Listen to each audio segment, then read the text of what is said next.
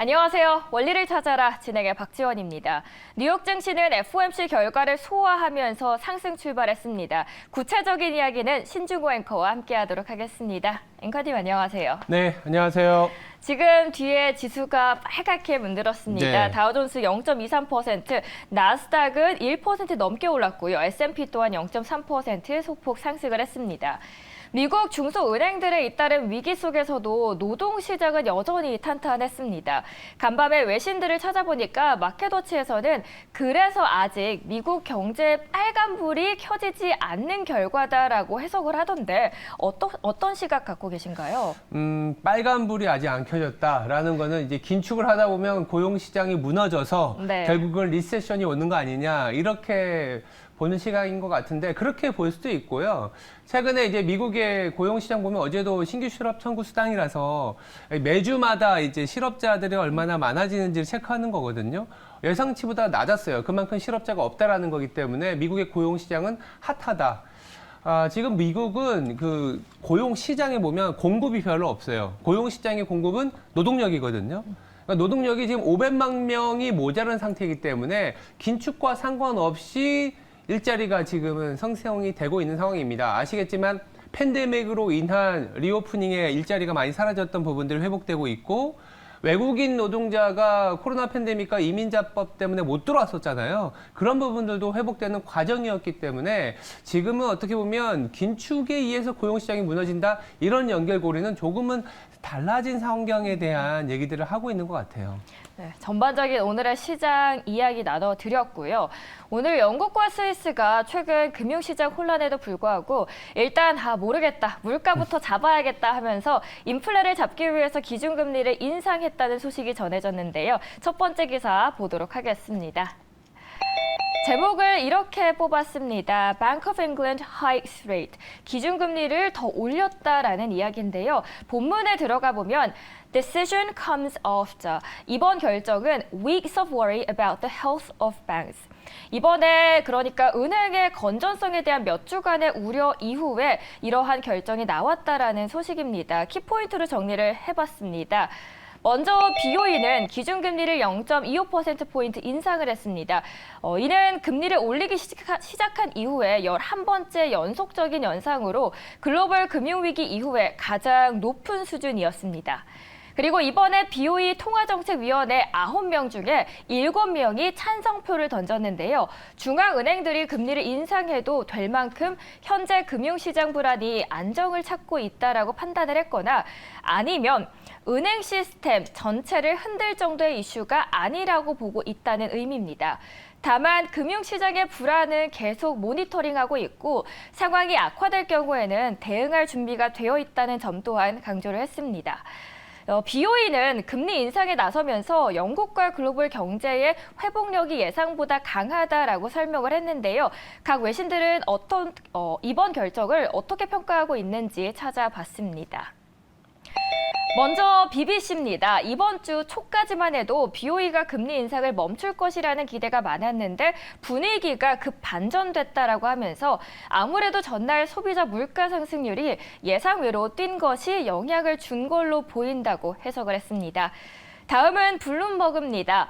BOE가 5월에 연 4.5%로 0.25%포인트 올린 뒤에 금리 인상을 멈춘다는 것이지만 많은 경제학자들은 이미 긴축 사이클이 끝났을 것이다라고 보고 있습니다. 마지막으로 CNN도 비슷한 관점으로 이 사건을 바라보고 있습니다. 시장은 각 중앙은행의 금리 인상 사이클이 막바지에 이르렀다고 하면서 마지막이다라는 평가를 내놓고 있습니다. 그런데 지금 이게 영국 혼자만의 인상이 아니라서 앞서서 말씀을 드렸듯이 직접적인 타격을 받았던 스위스 중앙은행마저도 이번에 인상 쪽으로 손을 번쩍 들었습니다. 함께 이슈 보도록 하겠습니다. 트위터인데요. 이렇게 써 있습니다. We have decided to tighten. 우리는 더 쪼이기로 했다라고 운을 띄우면서 숫자 보이시죠? 기준금리를 0.5%포인트 인상하겠다라고 밝혔습니다. 마찬가지로 기준금리 인상의 가장 큰 이유는 물가입니다. 국립은행은 인플레이션 위험을 더 높게 평가한 건데요. 앵커님, 지금 시장의 분위기가 지금 당장은 인플레를 먼저 잡겠다고 선언하면서 물가에 초점을 두고 있습니다. 근데 영국, 스위스 그리고 홍콩 마찬가지로 오히려 그 이후에는 연내 금리 인하 가능성에 베팅하는 투자자들 또한 더 늘어나고 있다는 시장의 움직임이 보이고 있는데 그 흐름 한번 짚어주시죠. 네. 이제 일반 투자자분들이 생각하기에는 지금 금융시장의 불안이 이렇게 높은데 어떻게 금리를 올리지? 이렇게 생각할 수가 있는데요. 기본적으로는 적절하게 이제 기대 인플레이션에 대한 어떤 그 강도는 좀 줄여주면서 더불어서 이 금융 시스템이 불안이 크지는 않다라는 정도의 얘기까지 해주는 것 같아요. 그러니까 영국 중앙은행도 사실 이 금리를 올리고 나서 트위터에 이제 BOE 총재가 트윗을 한 게 있는데요. 어떤 내용이었냐면 금리는 올렸지만 연 중반 이후에 물가는 조금 낮아질 수 있다라는 얘기를 했습니다. 즉 지금 금리 인상을 하면서 물가가 더 통제될 수 있다라는 얘기로 기대 인플레이션 좀 잠재운 감이 있고요. 더불어서 금리 인상을 만약 못했다면 금융 시스템이나 뱅킹 크라이시스, 즉 은행권의 위험이 더 커질 수 있다는 것 때문에 금리 인상을 못했다면 아마도 시장에서는 더 불안했을 겁니다. 얼마나 안 좋으면 금리를 못 올릴 정도로 이렇게 결정을 빠르게 바꿨었냐라는 그런 결정이 나왔을 텐데 어제 연준도 금리를 올렸고 오늘 영란은행, 더불어서 스위스 중앙은행까지 금리를 올렸다라는 것은 그만큼 지금 시장의 체력에 대해서 그리고 금융의 시스템에 대해서 조금 안전판이 있다라는 그런 시그널을 줬다라고 보시면 될 것 같고요. 더불어서 지금 물가를 잡지 못하면 이것도 저것도 아닌 상황이에요. 다행히 물가가 잡혀가는 과정에서 물가에 대한 방향성을 조금 틀어놨기 때문에 어느 정도 좀 이렇게 일거양득의 결정이지 않았나 이렇게 생각을 하고 있습니다. 그리고 저희가 들어오기 전에 잠깐 2차 전지 말씀을 해주셨잖아요. 네. 2차 전지의 흐름 어떻게 전망하시는지도 살짝 2차 전지요? 여쭤볼게요.